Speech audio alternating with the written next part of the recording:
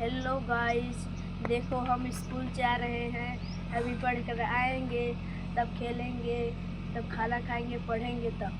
देखो ये सब घर है। ये देखो एपी वाला घर है। देखो यहाँ पर ट्रैक्टर खड़ा है और देखो स्प्लेंडर है, मोटरसाइकिल। तो देखो नारियल का पेड़ है। हम लोग यही करेंगे। तब देखो एक हम छोटा सा इंग्लिश में पोयम बोल रहा हूँ।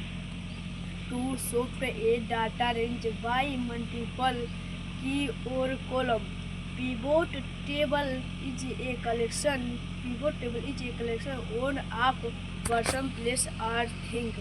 The three scale to measure temperature are the Celsius scale, the Fahrenheit scale, the Kelvin scale.